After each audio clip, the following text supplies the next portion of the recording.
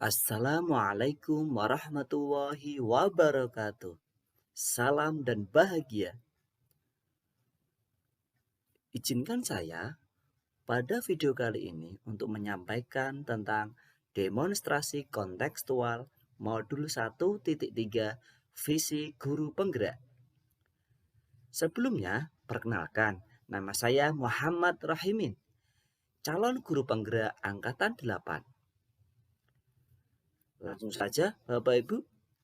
Untuk dapat mewujudkan visi sekolah impian dan melakukan proses perubahan, maka perlu sebuah pendekatan atau paradigma. Pendekatan ini dipakai sebagai alat untuk mencapai tujuan, yaitu dengan inquiry apresiatif atau IA. Dikenal sebagai pendekatan manajemen perubahan yang kolaboratif dan berbasis kekuatan. IA atau inquiry apresiatif dimulai dengan menggali hal-hal yang positif, keberhasilan yang telah dicapai, dan kekuatan yang dimiliki organisasi. Tahapan yang digunakan yaitu dengan bagja. B yang pertama yaitu adalah buat pertanyaan. A yaitu adalah ambil pelajaran. G yaitu adalah gali mimpi. J adalah jabarkan rencana. A adalah atur eksekusi. Nah, berikut ini visi guru penggerak. Ya, saya sebagai guru ingin mewujudkan, ya, umumnya visi itu mewujudkan murid yang mandiri, kolaboratif, dan berkarakter sesuai profil pelajar Pancasila.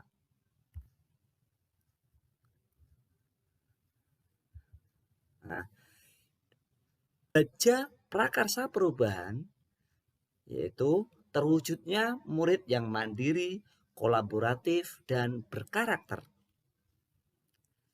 Yang pertama tadi adalah buat pertanyaan utama. Di sini daftar pertanyaannya yaitu apa yang harus saya lakukan untuk mewujudkan murid yang mandiri, kolaboratif, dan berkarakter.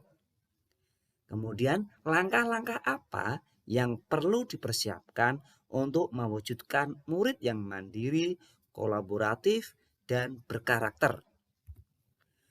Berikutnya yaitu adalah daftar tindakan atau penyelidikan yang perlu dilakukan.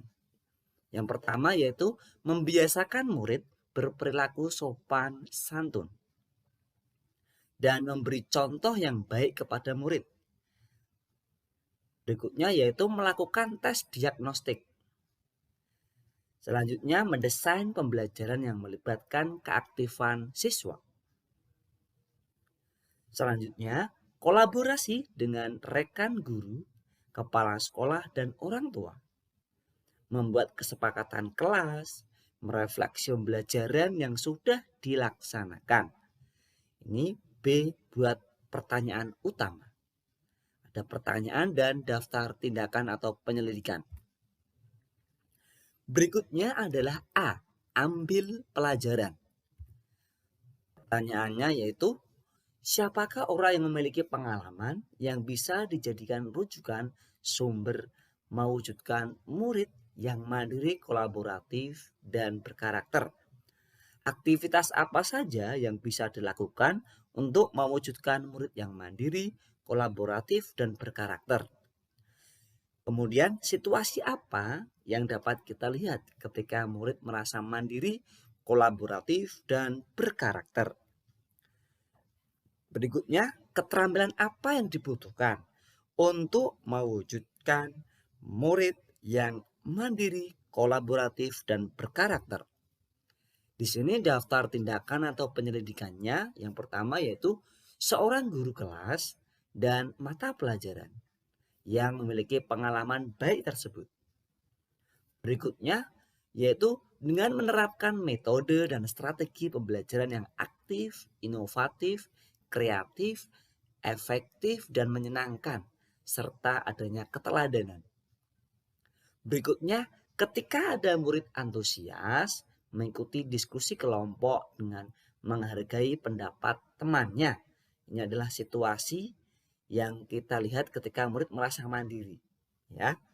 Berikutnya yaitu keterampilan apa yang dibutuhkan, yaitu adalah keterampilan mendesain pembelajaran dan keteladanan dari seorang guru tersebut. Ya. Berikutnya yaitu adalah G, gali mimpi.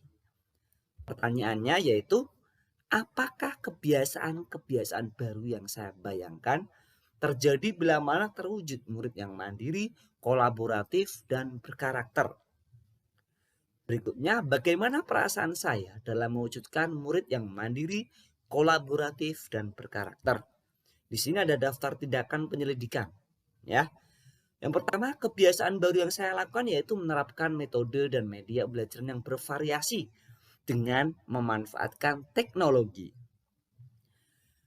Memberi kesempatan murid untuk menyampaikan pendapat dan membiasakan murid untuk kerjasama dalam kelompok. Nah ini ya, untuk kebiasaan-kebiasaan barunya.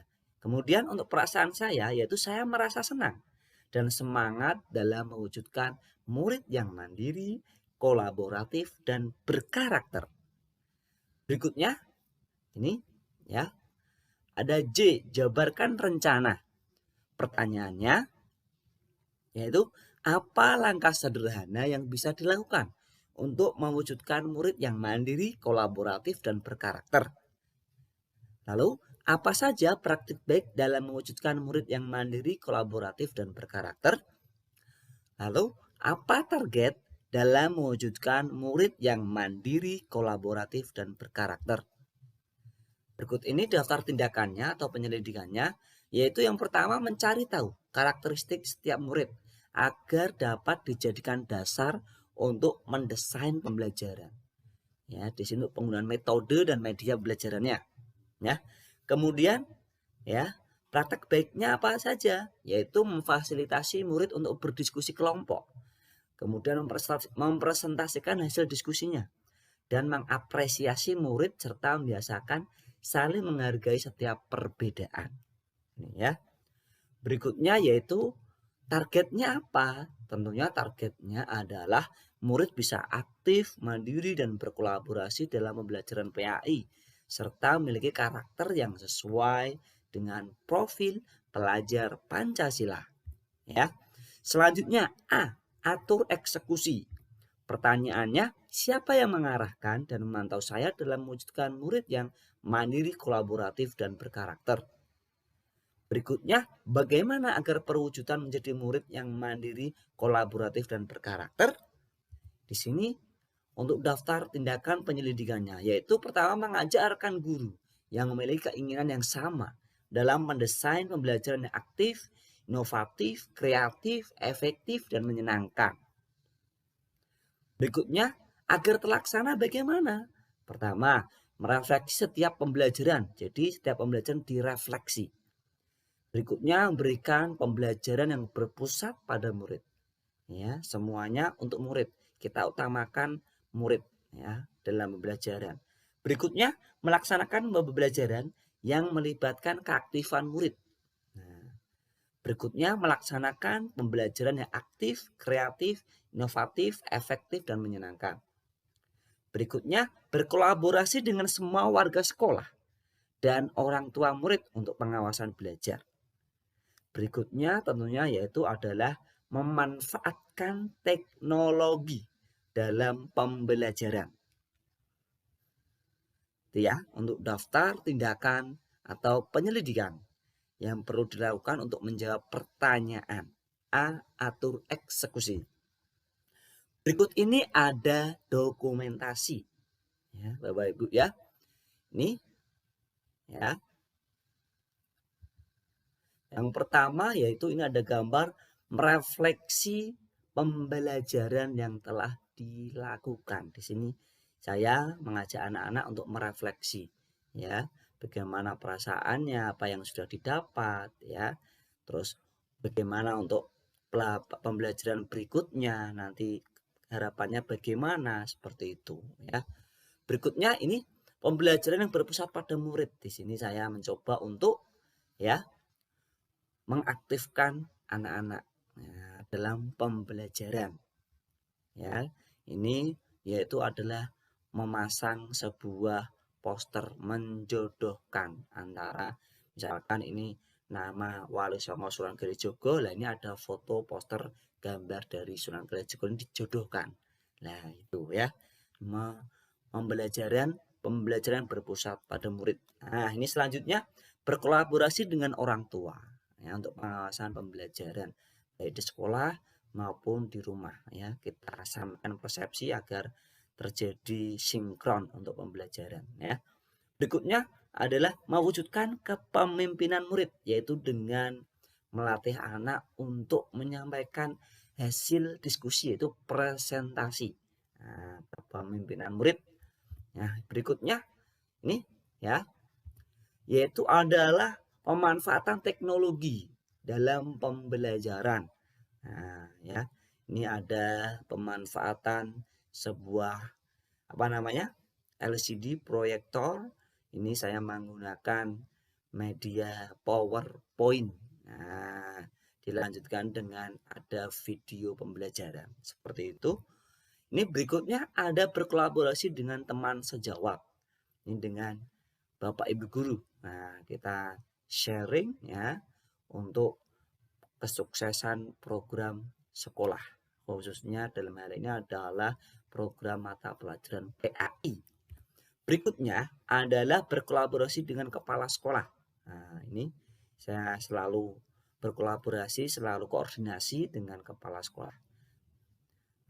Berikutnya, nah ini saya melatih keaktifan siswa dengan berdiskusi kelompok. Nah, ini nanti anak-anak akan aktif untuk belajar sehingga anak-anak menjadi anak yang mandiri ya, menjadi anak yang berkarakter, mampu berkolaborasi. Seperti itu harapannya. Nah, terima kasih. Semoga bermanfaat. Salam dan bahagia. Kurang lebihnya mohon maaf. Wassalamualaikum warahmatullahi wabarakatuh.